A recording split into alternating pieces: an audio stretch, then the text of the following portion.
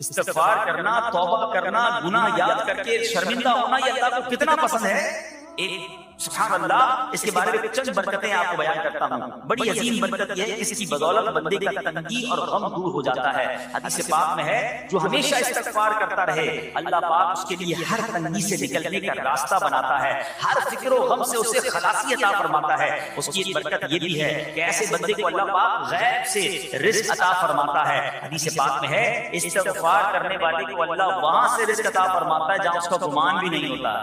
اتنی مہنگائی ہے، اتنی مشکلیں ہیں، اتنی تنگی ہے، لوگ قرضے میں ہیں، کبھی ادھر جاتے ہو کبھی ادھر جاتے ہو. ارے بھائی سب کے پاس جاتے ہو، رب کے پاس کیوں نہیں جاتے؟ استغفار کرنا شروع کر دو، فرمایا ادھر سے روزی دے گا جہاں تمہارا گمان بھی نہیں جائے گا. اس کی برکت سے اللہ پاک دلوں کے زن کو دور فرماتا ہے. آئیے پیارے اسلام بھائیوں، اللہ کو معافی مانگنا، دل سے پکارنا کتنا پسند ہے. میں آپ کو ایک بہت ہی خوبصورت واقعہ بتاتا ہوں، اور یہ واقعہ ہے حضرت موسیٰ علیہ نبینا علیہ السلام. اللہ پاک نے حضرت موسیٰ علیہ نبینا علیہ السلام نے ایک بار اپنی مناجات میں عرض کیا یا اللہ یا رب. اللہ پاک کی طرف سے جواب آیا لبیک یا موسیٰ. آپ نے عرض کیا یا اللہ تو میرا مالک ہے، تو خالق ہے، میں تو تیرا بندہ ہوں. ارشاد ہوا مجھے یہ پسند ہے کہ جب مجھے کوئی میرا بندہ یا رب پکارے تو میں اسے لبیک کہہ کر جاؤں. اللہ فرما رہا ہے حضرت موسیٰ نے عرض کی یا رب کیا یہ ہر مطیع بندے کے لیے ہے؟ کیا ہر نیک آدمی کے لیے ایسا ہے کہ جب تجھے وہ پکارے تو لبیک فرماتا ہے؟ سنو اللہ فرماتا ہے ہاں بلکہ ہر گناہگار بندے کے لیے بھی ہے. حضرت موسیٰ نے عرض کی یا اللہ فرما بردار تو تیری اطاعت کرتا ہے. وہ بات تو سمجھ آ رہی ہے، گناہگار پر یہ کرم کس وجہ سے؟ اے سنو میرے رب کیسا کریم ہے. فرماتا ہے موسیٰ اگر میں بھلائی کرنے والے کو اس کی بھلائی کا بدلہ دوں اور برائی کرنے والے پر اس کی برائی کی وجہ سے احسان نہ کروں تو میرا جود و کرم کہاں جائے گا؟ اللہ فرماتا ہے میرا پھر کرم میری رحمت کس لیے ہے؟ برائی کرنے والا بھی گناہ کرنے والا بھی مجھے پکارتا ہے، میں اسے بھی لبیک کہہ کر جواب دیتا ہوں. حضرت موسیٰ علیہ نبینا علیہ السلام کو ایک بار وحی نازل ہوئی کہ اے موسیٰ فلاں علاقے میں جاؤ، ہمارا ایک نیک بندہ اس کا انتقال ہو گیا ہے، جا کے اس کو غسل دو، اس کو کفن دو، اس کا جنازہ. حضرت موسیٰ وہاں پہنچ گئے اور جب وہاں جا کر آپ نے لوگوں سے کہا کہ مجھے فلاں بندے کے پاس لے جاؤ جس کا انتقال ہوا ہے، مجھے غسل دینا ہے، کفن پڑنا ہے، جنازہ پڑھنا ہے. لوگوں نے کہا حضرت یہ تو زمانے کا گناہگار بڑا بےہودہ بڑا بدکار شخص تھا، آپ کو رب کا حکم تھا، آپ نے غسل بھی دیا، کفن بھی پہنایا، جنازہ بھی پڑھا، پھر رب کی بارگاہ میں عرض کی مولا بندے تو یہ کہہ رہے یہ تو بہت برا آدمی تھا، تو نے مجھے بھیجا اور فرمایا تیرا پیارا بندہ، میں نے جنازہ بھی پڑھ دیا، غسل اور کفن بھی دیا. پھر آپ سوچیں کہ کسی کا جنازہ حضرت موسیٰ پڑھ دیں اس کی تو بخشش کا تو مسئلہ کوئی نہیں نا، وہ تو اللہ کے نبی جس کا جنازہ پڑھے غسل دے تو یا اللہ تو نے ایسا انتظام فرما دیا. رب کریم کی طرف سے پتہ کیا جواب آتا ہے؟ اللہ فرماتا ہے اے موسیٰ بندے سچ کہتے ہیں، یہ بندہ واقعی بڑا گناہگار ہے. جو علاقے والے شہر کے لوگ کہہ رہے ہیں ٹھیک کہہ رہے ہیں، یہ بندہ تھا ہی ایسا. اللہ جب اتنا گناہگار اتنی بڑی مہربانی کس وجہ سے؟ ارشاد ہوا اے موسیٰ اس بندے نے مرنے سے پہلے مجھ سے 5 کلمات کے ذریعے بات کی، مناجات کی، مجھے پکارا، 5 سینٹنس تھے، 5 کلمے تھے، اور اے موسیٰ اس کی وجہ سے میں نے اس کی مغفرت فرما دی. حضرت موسیٰ کہتے ہیں یا اللہ وہ 5 کلمے تو بتا دے، وہ 5 کیسے جملے تھے کہ علاقے میں سب سے مشہور بدکار اور اس کا انتقال ہو تو رب مغفرت بھی فرمایا اور اپنے نبی کو فرمایا جا کے جنازہ پڑھو. تو آپ نے کہا یا اللہ وہ 5 کلمات بتا دے. اب یہ 5 کلمات سنیے گا. ایکچولی جو بات سمجھنی ہے نا، استغفار ہے کیا، معافی مانگنا ہے کیا، توبہ کیا ہے. اللہ فرماتا ہے کہ ہم نے سنا کہ جو بندہ اللہ سے استغفار کرتا ہے اللہ اسے دیکھ کر مسکراتا ہے. اس کی وجہ یہ کہ بندہ رب کی بارگاہ میں اپنے آپ کو سرنڈر کرتا ہے، اپنے گناہ یاد کرتا ہے، اپنی کم مائگی کا اظہار کرتا ہے. وہ کہتا ہے الندم التوبہ، شرمندگی توبہ. شرمندہ ہو جائے نا انسان. دنیا میں پتہ کیا معاملہ ہے، ہم کسی عدالت میں جا کر کہتے ہیں ہم نے جرم کیا، اقبال جرم، ٹھیک ہے تو کیا ہوتا ہے، جج کہتا ہے پھر اس کو گرفتار کرو اور سزا سناؤ. بندہ خود ہی مان رہا ہے، گواہوں کی ضرورت کیا ہے. دنیا کی عدالت میں اقبال جرم پر سزا ملتی ہے. میرے رب کی رحمت کی عدالت دیکھو، بندہ وہاں جا کر اقبال جرم کر لے، شرمندہ ہو جائے، معافی مانگ لے، اللہ اس کے سارے گناہ معاف فرما دے. یہ فرق ہے دنیا والوں میں اور رب کی عدالت میں. سبحان اللہ. وہ حضرت موسیٰ کہتے ہیں یا اللہ وہ 5 کلمے بتا، اور بتائے گئے تو وہ 5 کلمے سنیے گا. وہ بندہ کہتا ہے مرنے سے پہلے اے رب تو جانتا ہے میں نیکوں سے محبت کرتا ہوں اگرچہ خود نیک نہیں ہوں. یا رب تو جانتا ہے میں فاسقوں سے بغض رکھتا ہوں اگرچہ میں خود فاسق ہوں. سمجھ رہے بات؟ اللہ نیکوں سے پیار کرتا ہوں، مجھے پتا ہے میں خود نیک نہیں ہوں. میں گناہ گاروں سے نفرت کرتا ہوں حالانکہ میں خود بھی گناہ گار ہوں. کہیں بھی اپنی بڑائی نہیں ہے، میں گناہ گار، میں بدکار، مگر اللہ میں پیار کرتا ہوں نیک لوگوں سے. تیسرا جملہ کیا تھا؟ یا رب اگر مجھے معلوم ہو جائے کہ میرے جنت میں داخل ہونے سے تیری ملکیت میں کوئی کمی آ جائے گی، اے اللہ میں تجھ سے پھر جنت کا سوال کرنا چھوڑ دوں. مجھے یہ پتا ہے یا اللہ تو نے مجھے جنت میں داخل کیا نا، تیری جنت میں کوئی کمی نہیں آئے گی، بہت بڑی ہے، اب مجھے داخل بھی کرنے سے تیرا کچھ نہیں جائے گا. اگر کچھ جاتا ہوتا تو یا اللہ میں جنت تیرے سے مانگنا چھوڑ دیتا. چوتھا جملہ کیا ہے؟ اے رب اگر مجھے معلوم ہو جائے کہ مجھے جہنم میں داخل کرنے سے تیری ملکیت میں اضافہ ہو جائے گا تو میں پھر جہنم سے پناہ نہیں مانگوں. یعنی اگر تو تیرے ملک میں تیری شان میں اضافہ ہو رہا ہے مجھے جہنم میں ڈالنے سے، پھر تو میں نہیں کہوں گا تجھے کہ جہنم سے نکال. اگر مجھے پتا ہے تو پہلے ہی مالک ہے، تو پہلے ہی خالق ہے، سب کچھ تیرا ہے، مجھے جہنم میں ڈالنے سے تیری کوئی ملکیت میں اضافہ نہیں ہونا. اور آخری بات کیا کہتا ہے؟ یا رب اگر تو مجھ پر رحم نہ کرے گا پھر کون کرے گا؟ اللہ فرماتا ہے موسیٰ میں نے اس پر رحم کیا، یہ میرے کرم کے لائق تھا، میرے کرم کے لائق نہیں تھا کہ میں اسے ناکام لوٹا دیتا. جب اس نے یہ کلمات کہے تو میں نے اسے درگزر فرمایا، اس کی مغفرت فرما دی اور میں ہی بخشنے والا مہربان. تو اے میرے پیارے اسلامی بھائیوں، آج وہ کام سیکھ کے جانا ہے، سمجھ کے جانا ہے جس کو جو بندہ کرتا ہے تو رب کی رحمت گویا مسکراتی ہے. وہ یہ ہے کہ اللہ سے معافی مانگتے رہیں، استغفار کرتے رہیں، اللہ کو راضی کرنے کی کوشش کرتے رہیں، اپنے گناہوں پر ندامت رکھیں. کہ جو معافی مانگتا ہے نا اللہ اسے بہت پسند فرماتا ہے. حدیث پاک میں آتا ہے التائب من الذنب کمن لا ذنب له، گناہوں سے توبہ کرنے والا ایسا ہے جیسا اس نے گناہ کیا ہی نہیں ہے. اچھا ایک اور بہت پیارا عمل جس کو دیکھ کر اللہ مسکراتا ہے، وہی میں نے تفسیر بتائی کہ اللہ کی رحمت راضی ہو جاتی ہے اور اللہ کی رحمت برستی ہے، رب راضی ہو جاتا ہے. نبی پاک علیہ السلام نے فرمایا 3 بندے ہیں اللہ پاک انہیں دیکھ کر مسکراتا اور کیا ہوتا ہے؟ فرمایا اور بہت خوش ہوتا ہے. اب وہ 3 بندے کون سے ہیں؟ چیک کرنے ہم ان میں ہیں کہ نہیں. فرمایا نمبر 1 وہ بندہ جو رات کو اٹھے، بستر چھوڑے، اچھی طرح وضو کرے، پھر نماز پڑھنے کھڑا ہو جائے، اسے دیکھ کر اللہ پاک فرشتوں سے فرماتا ہے اے فرشتوں بتاؤ میرے بندے کو نیکی پر کس نے اکسایا ہے؟ فرشتے عرض کرتے ہیں مولا تو بہتر جانتا ہے. اللہ پاک فرماتا ہے ہاں میں جانتا ہوں مگر تم مجھے بتاؤ. فرشتے عرض کرتے ہیں اے مالک کریم تو نے اسے ایک چیز یعنی جہنم کا خوف دیا ہے، یہ اس سے ڈرتا ہے. اے اللہ تو نے ان کو ایک چیز جنت کی امید دلائی ہے، یہ اس کی امید رکھتا ہے. اللہ یہی خوف اور امید ہے جس نے اسے رات کی نیند قربان کر کے تیرے حضور کھڑے ہونے پر ابھارا ہے. اب اللہ پاک فرماتا ہے اے فرشتوں گواہ ہو جاؤ کہ جس چیز سے ڈرتا ہے یعنی جہنم سے ڈرتا ہے میں نے اپنے اس بندے کو اس سے امن اور امن بخشا، اور جس کی امید رکھتا ہے یعنی جنت کی میں نے جنت اس پر واجب کر دی. رات اٹھ کر جب دنیا سوئی ہو بندہ اٹھ کر تہجد کی نماز ادا کرے، اللہ کی بارگاہ میں آنسو بہائے، اللہ فرشتوں کے سامنے گویا فکر فرماتا. دوسرے نمبر پر سنو فرمایا دوسرا وہ شخص جو حق و باطل کی لڑائی میں شریک ہوا، ثابت قدم رہا یہاں تک کہ شہید ہو گیا، یا اللہ پاک نے اسے فتح عطا فرمائی. اللہ اس بندے کو دیکھ کر بھی مسکراتا ہے. جہاد کرنے والے مجاہدین یا تو شہید ہو جائے یا غازی ہو کر لوٹے اللہ کی رضا کے لیے، اللہ کی رحمت ان پر بھی چھما چھم برستی ہے. اور تیسرے نمبر پر فرمایا تیسرا وہ بندہ جو رات کو سفر کرتا ہے، یہاں تک کہ رات کے آخری حصے میں جب کہیں ٹھہرتا ہے تو اس کے ساتھ والے سو جاتے ہیں مگر وہ کھڑا ہو کر نماز پڑھنے لگتا ہے. اس بندے کو دیکھ کر بھی اللہ پاک مسکراتا ہے. اجتماعی عبادت کے بڑے فائدے ہیں، اجتماع میں آنا، محفل میں آنا، دعا میں شرکت کرنا بہت اچھی بات، مگر اپنی عادت ایسے بھی بنائیں کہ کچھ عبادتیں ایسی کریں کہ میں جانوں اور رب جانے. یہ جو رات اٹھ کر دعا کا لطف ہے، رات اٹھ کر جو نماز پڑھنے کا لطف ہے نا، جب ساری دنیا سو رہی ہے اور بندہ اپنے رب کی بارگاہ میں حاضر ہے. علماء کہتے ہیں دن کے نوافل کے مقابلے میں رات کے نوافل افضل ہیں، کیونکہ رات سکون ہوتا ہے، رات رکعت قلبی ملتی ہے، سبحان اللہ رحمت الہی چھما چھم برستی ہے. ہمیں کیا کرنا ہے کہ رات تہجد کی نماز کی عادت ڈالیں. رمضان میں بن گئی تھی ساری کے لیے اٹھتے تھے تو لوگ تہجد پڑھتے تھے، اللہ کرے کہ یہ عادت بن جائے. کبھی کبھی اگر ہر روز نہیں ہو سکتا تو بس ہم کبھی کبھی کریں.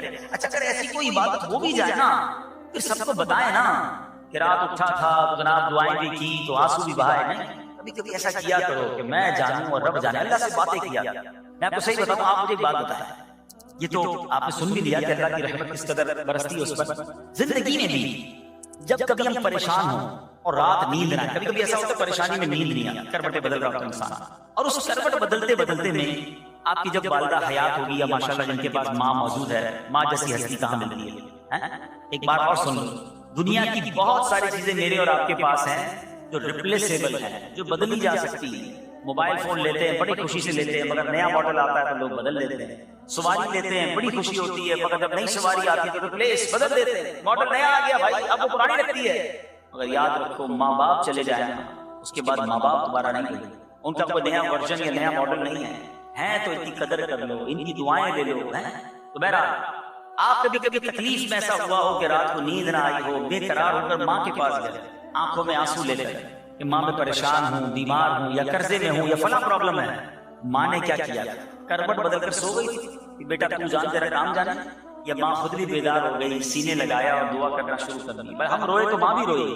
یہ ہے نا ماں. میری تکلیف، ایسا لگتا ہے کہ مجھے کبھی کبھی یہ فیصلہ کرنا مشکل ہوتا تھا کہ تکلیف مجھے زیادہ ہوتی ہے، میری تکلیف میں میری والدہ کو زیادہ ہوتی ہے. بیمار میں ہوں، تکلیف اسے، یہ رشتہ کہاں ملتا ہے؟ مگر مجھے ایک بات بتاؤ، جب میری تکلیف پر رات نیند چھوڑ کر بستر چھوڑ کر میں ماں کے پاس گیا، ماں نے سینے لگایا، تو اگر میں اپنا بستر چھوڑ کر آنکھوں میں آنسو لیے میری ماں سے مجھے کہیں زیادہ پیار کرنے والے رب کی بارگاہ میں چلا گیا، تو اس کی رحمت کیا مجھے مایوس کر دی؟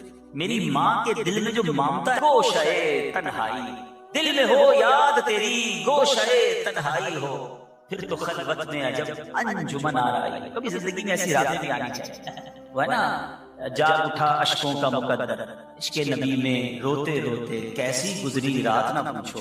کبھی کبھی ایسی رات بھی گزرنی چاہیے کہ آقا کی یاد میں آنسو بہ رہے ہوں، مدینے کی یاد میں، گھر والوں کو بھی پتہ نہ چلے. ہلکی ہلکی آواز میں کبھی ناز شریف لگا لیا کریں، کبھی مناجات لگا لیا کریں. ہم پتہ نہیں کیا دیکھتے دیکھتے سوتے ہیں. کاش انہی تصورات میں آنکھیں بند ہوں کہ میں سو جاؤں یا مصطفیٰ کہتے، میں سو جاؤں یا مصطفیٰ کہتے کہتے، کھلے آنکھ صلی علی کہتے. جو مدینے کے تصور میں سوتے ہیں نا، پھر خواب میں زیارت بھی کرتے ہیں. خواب کا ایک فنامنا یہ بھی ہے، آپ جس چیز کے بارے میں سوچتے ہوئے سوتے ہیں عموماً. درود پاک کی فضیلت ہم سنیں گے. سرکار دو عالم صلی اللہ تعالی علیہ وسلم نے فرمایا، تم جہاں بھی ہو مجھ پر درود پڑھو کہ تمہارا درود مجھ تک پہنچتا ہے. صلو علی الحبیب صلی اللہ تعالی علی محمد صلی اللہ علیہ وسلم. آج قرآن پاک کی کون سی آیت ہم نے سننی ہے؟ آج آیت نمبر ہے 108، پارہ نمبر 1 اور سورہ بقرہ. بسم اللہ الرحمن الرحیم. ام تريدون ان تسألوا رسولكم كما سئل موسى من قبل ومن يتبدل الكفر بالایمان فقد ضل سواء السبیل. آسان ترجمہ قرآن کنز العرفان. کیا تم یہ چاہتے ہو کہ تم اپنے رسول سے ویسے ہی سوال کرو جیسے اس سے پہلے موسیٰ سے کیے گئے، اور جو ایمان کے بدلے کفر اختیار کرے تو وہ سیدھے راستے سے بھٹک گیا. اب یہ آیت کے جو پچھلا بیک گراؤنڈ ہے ذرا وہ سمجھیے گا کہ ایک روایت یہ ہے کہ بعض غیر مسلموں نے نبی پاک علیہ السلام سے کہا کہ اے محمد صلی اللہ علیہ وسلم، ایسی کتاب لائیے جو آسمان سے ہم پر اترے، ہم اسے پڑھا کریں، پھر ہمارے لیے نہریں جاری کر دیجئے، ہم آپ پر ایمان لے آئیں گے. یعنی کنڈیشنز ہیں، ایمان لائیں گے لیکن آپ ہم پر جو ہے ایسی کتاب لائیں جو آسمان سے ہم پر اترے، اور پھر ہم اسے پڑھیں، ہماری نہریں جاری کریں. علامہ ابن ابی حاتم رحمۃ اللہ تعالیٰ نے روایت ذکر کی کہ کچھ غیر مسلموں نے کہا کہ اگر اللہ پاک خود تشریف لے آئے ہم اسے آنکھوں سے دیکھ لیں پھر کلمہ پڑھیں گے. تیسری کنڈیشن کچھ لوگوں نے لگائی کہ اے محمد علیہ السلام ہمارے لیے صفا پہاڑ کو سونے کا بنا دے. یعنی ایمان لانے کی بھی ان کی کنڈیشنز تھی اور اپنی مرضی کی کنڈیشنز تھی، اور بڑا عجیب سٹائل تھا. قرآن آ گیا ہے، نبی پاک معجزات دکھا رہے ہیں، اللہ کا پیغام دے رہے ہیں، مگر ان کی اپنا انداز ہے کنڈیشنز کا. تو اب سورہ بنی اسرائیل پارہ نمبر 15 میں اللہ نے کیا ارشاد فرمایا؟ وَقَالُوا لَن نُؤْمِنَ لَكَ حَتَّى تَفْجُرَ لَنَا مِنَ الْأَرْضِ يَنبُوعًا. اور انہوں نے کہا ہم تم پر ہرگز ایمان نہ لائیں گے یہاں تک کہ تم ہمارے لیے زمین سے کوئی چشمہ بہا دو. او تکون لک جنۃ من نخیل وعنب فتفجر الانہار خلالها تفجیرا. یہ تمہارے لیے کھجوروں اور انگوروں کا کوئی باغ ہو پھر تم ان کے درمیان خوب نہریں جاری کر دو. یعنی الگ الگ کنڈیشنز تھی. پھر آگے فرمایا یا تم ہم پر آسمان ٹکڑے ٹکڑے کر کے گرا دو، یا اللہ فرشتوں کو ہمارے سامنے لے آؤ.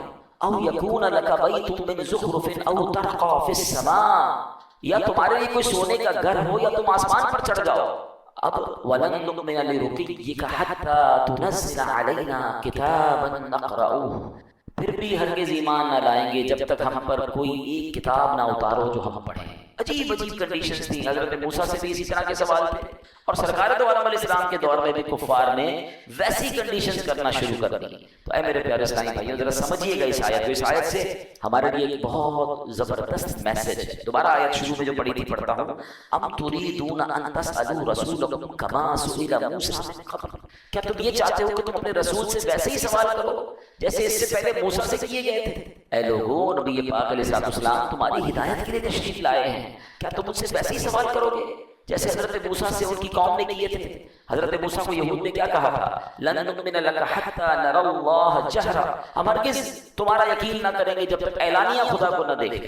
تو اے میرے پیارے اسلامی بھائیوں وہ لوگ جو نبی پاک سے اس طرح کے سوال کر رہے تھے انہیں یاد دلایا گیا کہ تم ویسے ہی سوال کرنا چاہتے ہو میرے حبیب سے جیسے حضرت موسیٰ سے ان کی قوم نے کیے تھے. اور پھر آگے فرمایا وَمَن يَتَبَدَّلِ الْكُفْرَ بِالْإِيمَانِ فَقَدْ ضَلَّ سَوَاءَ السَّبِيلِ, اور جو ایمان کے بدلے کفر اختیار کرے تو وہ سیدھے راستے سے بھٹک گیا. یعنی اعلان کیا ہے قرآن کا؟ اسلام آ گیا, نبی پاک قرآن لے آئے, معجزات دکھا رہے ہیں. اب دو راستے ہیں, یا تو ان کی بات مان لو, حق کو قبول کرو, اسلام قبول کر لو, یا پھر ضدی اور ہٹ درمی کا مظاہرہ کرو گے تو پھر تم کفر اختیار کرنے والے. تو اے میرے پیارے اسلامی بھائیوں کفر سے پلٹنے کے لیے بھی مطالبات جو کر رہے ہیں ان کو گویا تنبیہ کی گئی, وارن کیا گیا. اب لیکن ایک بڑا اہم سوال ہے اس پورے سینیریو میں, اب غور سے سنیے گا. دیکھیں نبی پاک سے تو کفار نے معجزات طلب کیے تھے اور پیارے آقا نے معجزے دکھائے, چاند کے 2 ٹکڑے کر دی. کسی نے کہا کلمہ پڑھیں تو پیارے آقا کی مٹھی میں کنکر نے کلمہ پڑھنا شروع کیا. مطلب بہت سارے معجزات. تو جب نبی پاک سے لوگوں نے معجزات طلب کیے, پیارے آقا نے معجزات دکھائے, تو یہاں اگر کوئی سوال کر رہا ہے کہ جناب کوہ صفا کو جو ہے وہ سونے کا بنا دے تو اس کو کفر کیوں قرار دیا گیا, اس کو منع کیوں کیا گیا؟ یہ 2 بڑی کمال کی باتیں ہیں. یہ سوال ذہن میں آ سکتا ہے. دیکھیں حضرت صدیق اکبر رضی اللہ عنہ جب وہ ایمان لائے نا تو انہوں نے بھی نبی پاک سے معجزہ طلب کیا تھا. پیارے آقا نے ان کو غیب کی خبر دی, وہ کلمہ پڑھ کر مسلمان ہو گئے. حضرت عبداللہ بن عباس فرماتے ہیں کہ ایک اعرابی آیا نبی پاک کے پاس اور آ کر کہتے ہیں یا رسول اللہ صلی اللہ علیہ وسلم اگر آپ اللہ کے نبی ہیں تو معجزہ دکھائیے, مجھے پتہ چلے کہ آپ اللہ کے نبی ہیں. تو نبی پاک نے فرمایا کہ اگر میں سامنے موجود درخت کی ٹہنی کو بلاؤں اور وہ آ جائے تو مجھے نبی مان لو گے؟ وہ کہتا حضور مان لوں گا. اللہ اکبر. میرے آقا علیہ السلام ترمذی شریف کی حدیث ہے, نبی پاک نے ٹہنی کو بلایا, درخت کو نہیں, اس کی ٹہنی کو بلایا. ٹہنی اپنی جگہ سے خود ہی کٹی, اچھلتی ہوئی نبی پاک کی بارگاہ میں حاضر ہو گئی. نبی پاک نے فرمایا واپس چلی جا. وہ واپس چلی گئی اور دوبارہ اسی طرح جا کر جڑ گئی اور وہ اعرابی کلمہ پڑھ کر مسلمان ہو گیا. تو ایسے تو بہت سارے واقعات ہیں کہ پیارے آقا سے معجزات طلب کیے گئے, نبی پاک نے معجزات دکھائے, لوگ ایمان لے آئے, سبحان اللہ. لیکن یہاں کفار اگر ایسے سوال کر رہے ہیں تو ان کو کیوں منع کیا گیا؟ تو یاد رکھیے کہ یہ بات, اس میں فرق کیا ہے, ڈفرنس کیا ہے. بتایا امام فخر الدین رازی فرماتے ہیں بہت سیکھنے کی بات ہے.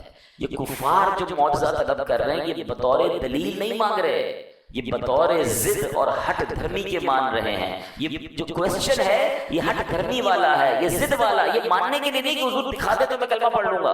یہاں چیلنج کرنا ہے یا ٹیسٹ معاذ اللہ کرنا ہے. بات جو یہ کہہ رہے ہیں یہ کفر نہیں تھی, ان کا لہجہ گستاخانہ تھا, ان کا سٹائل گستاخانہ تھا, یہ طریقے ہٹ دھرمی والے تھے جو کفر کا حکم لگایا گیا. تو پتہ چلا ان کی ڈیمانڈ پر کفر کا حکم نہیں ہے, ان کے سٹائل پر, ان کے لہجے پر, ان کا گستاخانہ جو رویہ ہے اس پر کفر کا حکم لگایا گیا. قرآن کیا کہتا ہے وَمَن يَتَبَدَّلِ الْكُفْرَ بِالْإِيمَانِ فَقَدْ ضَلَّ سَوَاءَ السَّبِيلِ, اور جو ایمان کے بدلے کفر اختیار کرے وہ سیدھے راستے سے بھٹک گیا. گویا فرمایا کیا جا رہا ہے جو تو ماننے کی نیت سے آئے گا تو میرے آقا چاند کو 2 ٹکڑے کر کے بھی دکھا دیں گے. اگر گستاخانہ لہجے اپناؤ گے تو رسول ذیشان علیہ السلام کے حضور ضد و ہٹ دھرمی کرو گے تو یہ لہجے قبول نہیں ہوں گے. یہ کفریہ انداز ہے, یہ کفر کا طریقہ ہے. سیدھی راہ سے بھٹکے ہوئے لوگ ایسا کرتے ہیں. تو پتہ چلا کہ بعض اوقات لفظ ٹھیک ہوں, سچے ہوں, مگر لہجہ گستاخانہ ہو جائے اس سے بھی گستاخی ہو جایا کرتی ہے. جب بات اللہ کی کرنی ہے نا, اللہ کے رسول کی کرنی ہے, انبیاء کی کرنی ہے, اہل بیت کی کرنی ہے, صحابہ کی کرنی ہے, اللہ کے پیاروں کی کرنی ہے, تو لہجہ بھی نرم رکھنا ہے, لہجہ بھی ادب والا رکھنا ہے. ہاں بعض اوقات بندہ کہتا ہے بات تو صحیح کر رہا ہے, صرف بات نہیں لہجہ کیسا تھا. کوئی اپنے والد کو کہے اے میری ماں کے شوہر ادھر آ, تو بات تو ٹھیک ہے, ماں کا شوہر ہی ہے والد, آپ کیا کہیں گے اتنا بے ادب ہے؟ وہ کہا کہاں بے ادب ہو بھائی, ماں کا شوہر ہی تو ہے. نہیں, والد صاحب کہیں گے، ابو جان کہیں گے. اچھا یہ باتیں والد کی بھی سمجھ آ رہی ہیں، سب کو سمجھ آ رہی ہیں. تو جو ساری کائنات کے آقا ہیں، اللہ کے حبیب ہیں، ان کی بارگاہ میں بات کا انداز کیا ہوگا، ان کی آل کے بارے میں کیا انداز ہوگا، ان کے صحابہ کے بارے میں غور کرنے والی بات. تو یہ قرآن ہمیں گویا ادب سکھا رہا ہے کہ میرے محبوب سے ایسے سوال نہ کرو. ایسے سوال کرنے والے، یہ انداز اختیار کرنے والے تو کفری انداز ہے. قرآن گویا سبحان اللہ ہمیں کیا خوبصورت ادب کی تعلیم دے رہا ہے. اب اس کو سمجھیے گا، اللہ کے بہت بڑے عظیم نبی ہیں حضرت موسیٰ علیہ السلام. حضرت موسیٰ کی بڑی شان، قرآن میں سب سے زیادہ ذکر اگر کسی نبی کا ہے تو وہ حضرت موسیٰ علیہ السلام اولو العزم رسولوں میں سے آتے ہیں. آپ نے اللہ سے ایک بار بڑی پیارے انداز میں ریکویسٹ کی، اے رب مجھے اپنا جلوہ دکھا دے تاکہ تیرا دیدار کر لوں. تمنا کیا ہے؟ اللہ کو دیکھنا ہے. ارشاد کیا ہوا؟ لن ترانی، تو مجھے ہرگز نہ دیکھ سکے گا. مگر پھر بھی اپنی تجلی دکھائی رب نے، کوہ طور پر اپنی تجلی نازل کی. ٹھیک ہے، ریکویسٹ ہوئی، کچھ نہ کچھ عطا کیا گیا. ایسا ہی ایک مطالبہ کیا تھا حضرت موسیٰ کی قوم نے. قرآن اس کا بھی ذکر کرتا ہے، یا موسیٰ لن نؤمن لک حتی نری اللہ جہرا. اے موسیٰ ہرگز ہمارا یقین نہ کریں گے جب تک اعلانیہ خدا کو نہ دیکھیں. مطالبہ تو یہ بھی یہی تھا، اللہ کو ہی دیکھنا تھا نا، حضرت موسیٰ نے بھی دیکھنا تھا. ادھر تجلی دکھائی جا رہی ہے، یہاں کیا ہوا؟ قرآن جواب دیتا ہے. انداز یہاں ڈیمانڈ کیا تھی؟ اے اللہ تیرا دیدار کرنا ہے، نہیں ہم دیکھیں گے تو ایمان لائیں گے ورنہ ایمان ہی نہیں لائیں گے. اسٹائل چینج ہے نا، انداز چینج ہے، چیلنجنگ ہے، گستاخانہ ہے. کیا ان کو بھی جلوہ دکھایا گیا کہ انہیں بھی تجلی دکھائی گئی؟ قرآن کہتا ہے ان کا کیا حال ہوا؟ فَأَخَذَتْكُمُ الصَّاعِقَةُ وَأَنْتُمْ تَنظُرُونَ، تو تمہارے دیکھتے ہی دیکھتے تمہیں کڑک نے پکڑ لیا، یعنی ان پر عذاب نازل کیا، ان پر ایسا عذاب نازل کیا کہ ان کو تباہ کر دیا. مطالبہ دیدار کا تھا مگر عذاب آیا. بات سمجھ آ رہی ہے؟ انداز گستاخانہ تھا، انداز چیلنجنگ تھا، انداز کچھ اور تھا. بات بعض اوقات ٹھیک کرتے کرتے لوگ انداز گستاخانہ اختیار کر لیتے ہیں. یہ تبدیلی لانی ہے ہمیں. جب بھی اس طرح کی بات کرنی ہے اللہ رسول اور اللہ کے پیاروں کی ادب کے ساتھ. اور ادب یاد رکھیے گا یہ ادب والوں کی طرف سے ملتا ہے. آپ با ادب لوگوں کے ساتھ رہیں گے نا تو پھر با ادب آپ بنیں گے. آپ بیٹھتے ان کے ساتھ ہیں جو جارحانہ گفتگو کرتے ہیں، بے ادبی والی بات کرتے ہیں. آپ چیک کریں گے، آپ نے بیان بھی اس کا سننا ہے، آپ نے بیٹھنا بھی اس کی صحبت میں کہ جب وہ اللہ کا نام لیتا ہے تو اس کا انداز کیا ہوتا ہے. جب وہ رسول کریم علیہ السلام کا نام لیتا ہے تو اس کا سٹائل کیا ہوتا ہے؟ ادب والا، پیار والا. صحابہ، اہل بیت، اولیاء کا ذکر ادب کے ساتھ کرتا ہے یا ماد اللہ جارحانہ انداز ہے؟ وہ خود تو ڈوبے گا، ہمیں بھی ڈوبا دے گا. ہمیں کیا کرنا ہے اس کے ساتھ؟ یہ قرآن کے ذریعے میں آپ کو گویا پوری بات سمجھا رہا ہوں. اے میرے پیارے اسلامی بھائیوں، اب ایک بات یاد رکھیے گا، علم نفسیات میں ایک ٹرمینالوجی ہوتی ہے، آرگیومنٹیٹیو پرسنالٹی. کچھ لوگ ہوتے ہیں جن کا مزاج جھگڑالو ہوتا ہے، اس کا ہر بات میں اس کا سچائی بھی جھگڑا والا ہوتا ہے. یہ باقاعدہ ایک پرسنالٹی کی کیٹیگری ہوتی ہے. حق اور سچ بات پر ان کے لیے ان کے سامنے جتنے بھی دلائل قائم کر لینا یہ بس کیڑے ہی نکالتے رہیں گے. کسی صورت ماننا ہی نہیں ہے، بس شرطیں لگاتے رہیں گے. یار بات تو تم ٹھیک کر رہے ہو مگر یہ کر لو نا پھر مانوں گا، یہ کرو گے تو پھر مانوں گا، اچھا اس کو بدل لو پھر مانوں گا، جو آپ لے کر گئے وہ نہیں ماننا. وہ انداز ہی یہ ہوتا ہے. ایسے لوگوں کو کیا کہتے ہیں؟ آرگومنٹیٹیو پرسنالٹی، جھگڑالو مزاج بنتا. غیر مسلموں کی بھی یہی طبیعت تھی. اگر اللہ نہ کرے ہم میں سے کسی کی طبیعت ہے ماننے میں مشکل لگتا ہے، ایکسپٹ کرنا مشکل لگتا ہے، بدلے اپنی طبیعت کو. غیر مسلموں کا انداز کیا تھا؟ شرطیں لگاتے تھے. قرآن میں اس کا بھی ذکر ہے، ائتی بقرآن غیر ھذا، اس کے علاوہ کوئی اور قرآن لے آؤ. یعنی چلو بات ٹھیک ہے، مان لیتے ہیں آپ بات صحیح کر رہے ہیں، مگر ایسا کرو اس کے علاوہ کوئی اور قرآن لائیں پھر آپ کی بات خامہ. یعنی کوئی ایسی بات کرنی ہے کہ پہلے میری مانو پھر تمہاری مانوں گا. حق نہیں ماننا، سچ نہیں ماننا، آلویز آرگیومنٹ. ایک جگہ کہا او بدل ہو، یہ اسے تبدیل کر دو. قرآن تم لائے ہو نا، اس کو تھوڑا چینج کر دو پھر مانیں گے. معاذ اللہ نبی پاک سے اس طرح کے آرگیومنٹ کیا کرتے تھے. اللہ اکبر، یہ کیسی بدبختی ہے. قرآن آ چکا ہے، دلائل قائم کر دیے، حق واضح ہو گیا، اب مان لو. خامخواہ بہانے لگانا یہ کہاں کی عقل مندی ہے؟ اے میرے پیارے اسلامی بھائیوں، الٹے الٹے مطالبے کرتے رہتے. اللہ پاک نے فرمایا ام تريدون ان تسالوا رسولكم كما سئل موسى من قبل، کیا تم یہ چاہتے ہو کہ تم اپنے رسول سے ویسے ہی سوال کرو جیسے پہلے موسیٰ سے کیے گئے؟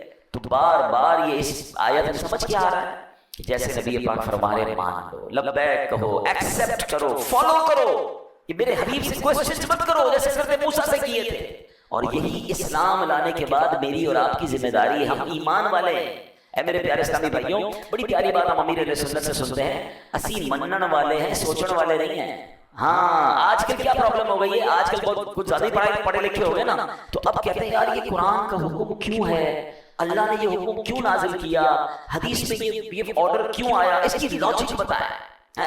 آج لوگ قرآن کے اندر لاجک ڈھونڈنے ہیں, نبی پاک علیہ الصلوۃ والسلام کی طرف سے اگر شریعت کے احکام ملے ہیں اس پر لاجک پوچھ رہے ہیں.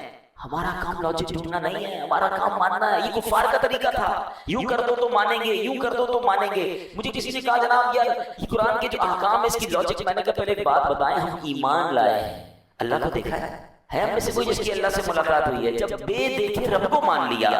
ہم نے تو جبریل سے ملاقات نہیں کی. ہمارا ایمان یہ ہے کہ جبریل امین قرآن کے لے کر آئے, ہم نے قرآن ان کو لاتے ہوئے نہیں دیکھا, ہم نے نبی پاک سے بھی ملاقات نہیں کی. ہم مانتے ہیں اللہ ایک ہے, قرآن اللہ کی کتاب ہے, جبریل امین وہ قرآن لائے, اور کس پر نازل ہوا؟ ہمارے آقا پر نازل ہوا, وہ اللہ کے آخری نبی ہیں. ہم نے جنت نہیں دیکھی, ہم جنت پر ایمان لائے. ہم نے دوزخ نہیں دیکھی, ہم جہنم کو مانتے ہیں. ہم نے قیامت دیکھی نہیں, ہمارا ایمان ہے قیامت پر, مرنے کے بعد اٹھایا جائے گا, یہ ہمارا ایمان ہے. ہمیں حساب دینا پڑے گا, یہ ہمارا ایمان ہے. یہ ساری باتیں غیب کی ہیں. جب اتنی بڑی بڑی غیب کی باتیں مان لی تو اب چند احکام پر لاجک کیوں ڈھونڈنے نکلے ہو؟ یہ شیطان کا وار ہے. انسان کو اس بحث میں الجھاتا ہے کہ وہ پریشان ہو جائے کہ یار اللہ نے یہ کیوں فرمایا تھا, کیونکہ جب کسی کا آرڈر نہیں مانے گا تو پھر آگے جا کے اس پرسنالٹی کو بھی نہیں مانے گا. یہ ابتدا ہوتی ہے کہ آپ کو پہلے شریعت کے کچھ احکام میں کنفیوز کرتا ہے شیطان کہ یار یہ عورت کو ایک حصہ کیوں ہے ورثے میں, مرد کو 2 کیوں ملتے ہیں, یہ طلاق کا حق مرد کے پاس کیوں ہے. اب یہ وہ سوالات کریٹ کیے جا رہے ہیں کہ اس کی لاجک کیا ہے. شریعت نے کیونکہ معاذ اللہ مسلمان کہلانے والے بعض اوقات اسلام کے کچھ احکام کو کہتے ہیں ظلم ہو رہا ہے, یہ مجھے سمجھ نہیں آ رہا. میری اور آپ کی سمجھ کیا ہے, پھر اللہ کو کیسے مان لیا؟ اللہ سمجھ آ گیا تمہیں؟ غور کریں, ہم غیب پر ایمان لائے ہیں, ہمیں سمجھ آئے نہ آئے, ہمارا یقین ہے کہ اللہ ایک ہے, وہ وحدہ لا شریک ہے, اس کی کوئی اولاد نہیں ہے, اس کا کوئی شریک نہیں ہے, کسی سے پیدا نہیں ہوا ہے. یہ ایمان کی پختگی ہے نا. جب اتنا کچھ مان لیا تو اب شریعت کے احکام میں یہ کوشچن کرنا, کنڈیشنز لگانا, یہ کفار کا طریقہ, اور پھر اس میں لہجہ بھی گستاخانہ, وہ اور بات جو ہے وہ خطرناک ہو جاتی ہے. اے میرے پیارے صاحب, میں کچھ واقعات آپ کو بتاتا ہوں. دیکھیں, ہم سے زیادہ عقل مند صحابہ کرام تھے, ہم سے زیادہ الحمدللہ ویژنری وہ تھے, کیونکہ صحبت کس کی ملی تھی؟ سرکار دو عالم علیہ السلام کی. مگر look at the way of obedience, ان کا فرما برداری والا انداز کیسا تھا. یاد رکھیے, شراب پہلے حرام نہیں تھی. اسلام کے ابتدائی سالوں میں شراب حلال تھی اور لوگ بڑے شوق سے شراب پیا کرتے تھے. مگر اب اللہ پاک نے شراب کو حرام قرار دیا. اب کیا قرآن میں نازل ہوا؟ یا ایھا الذین آمنوا انما الخمر والمیسر والانصاب والازلام رجس من عمل الشیطان فاجتنبوہ لعلکم تفلحون. قرآن کیا کہتا ہے؟ یہ اب آج کے دور کے لوگ بھی ذرا غور سے یہ آیت قرآن کی سمجھ لیں. ایمان والوں کو ڈائریکٹ اللہ نے فرمایا ہے, یہ ان آیتوں میں سے آیت ہے جس میں ڈائریکٹلی اللہ نے ہم سے بات کی ہے. ڈائریکٹلی مجھ سے اور آپ سے کیا فرمایا ہے؟ ایمان والو, شراب اور جوا اور بت اور قسمت معلوم کرنے کے تیر ناپاک شیطانی کام ہی ہیں, تو ان سے